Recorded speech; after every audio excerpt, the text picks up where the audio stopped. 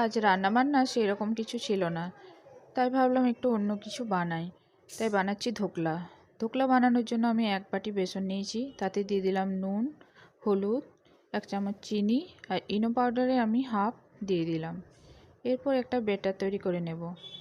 একটু একটু জল দিয়ে ব্যাটারটাকে তৈরি করতে হবে, জাস্ট এইরকম হবে। এরপর আমি টিফিন বক্সের মধ্যে ঢেলে এটাকে আধ ঘন্টা মতো ভাপিয়ে নেব।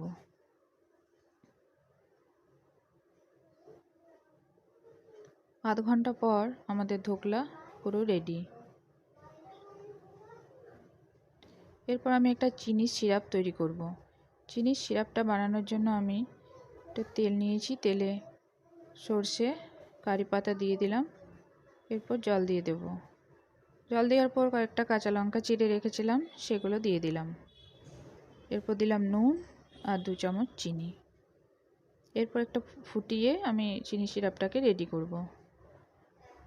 এবার ধোকলাটাকে আমি বের করে নেব, এভাবে কেটে।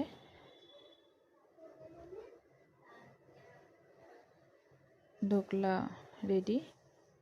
তো এরপর পিস পিস করে কেটে নেব।